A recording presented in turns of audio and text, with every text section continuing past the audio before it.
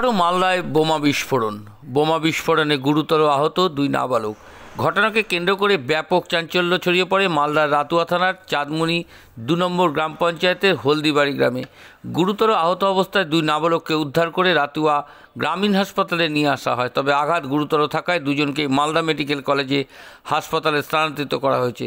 আহত নাবালকরা হলেন সামিন আক্তার, বয়স আনুমানিক ১৩ বছর, অন্যজন মোহাম্মদ ইমতায়াজ, বয়স ৯। স্থানীয় সূত্রে জানা গেছে, বৃহস্পতিবার দুপুরে প্রায় ৫০০ মিটার দূরে একটি ভুট্টার জমিতে ঘাস কাটতে গিয়েছিল এই দুই নাবালক।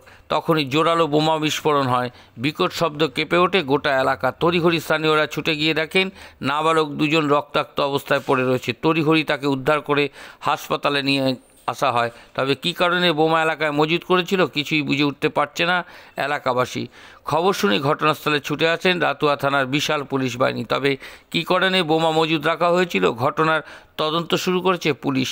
আর এই ঘটনাকে ঘিরেই ব্যাপক চাঞ্চল্য ছড়িয়ে পড়ে রাতুয়া চাঁদমুনি এলাকায়। ২৪ ঘন্টা ইন্ডিয়া টিভির প্রতিনিধি মালদা থেকে তনুজ জৈনের বিশেষ রিপোর্ট।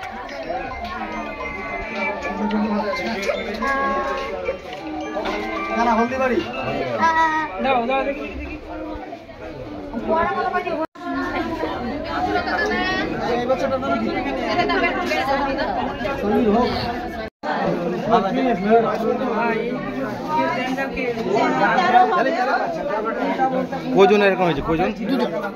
এইটা আর ওইটা?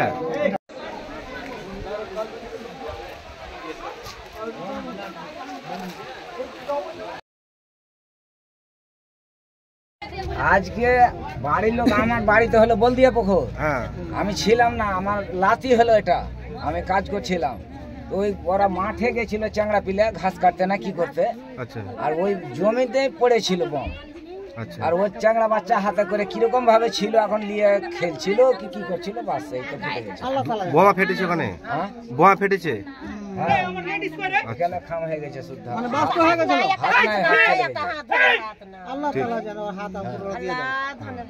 কি নাম বাচ্চাটার? সামির আক্তার। বয়স? 13 বছর। বাড়ি? বাড়ি হলদিবাড়ি, চাঁদমুনি। Haldibari post office, Chandmuni. চাঁদমুনি 1 না 2? 2। বাবার নাম কি? ওইটা বাচ্চাটা কে তোমাদের? কেউ ভাই আছে নাকি? চাচতো ভাই। কি নাম আপনার নাম কি? আপনার নাম কি? আমার নাম ওহাব আলী, আব্দুল ওহাব আলী। কে হয় বাচ্চাটা আপনার? লাতি হয়। কি হয়েছিল? কি করতে? তারপরে বাড়ি থেকে কত দূর? কি করতে গেছিল ওখানে? ঘাস করতে। তো কি হলো ওখানে? কি হয়েছিল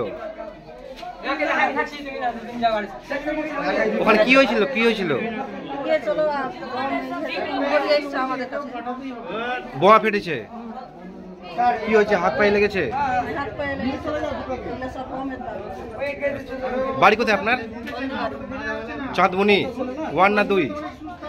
বাড়ি হলদিবাড়ি। চাঁদমুনি হলদিবাড়ি, চাঁদমুনি 2। আপনার নাম? আপনারা দেখছেন ২৪ ঘন্টা ইন্ডিয়া টিভি, সর্বদা সবার পাশে, সবার মাঝে। আজ এ পর্যন্ত। সঙ্গে রাখুন ২৪ ঘন্টা ইন্ডিয়া টিভি। দেখতে থাকুন সব জেলার সব খবর সবার আগে ২৪ ঘন্টা ইন্ডিয়া টিভির পর্দায়। নমস্কার।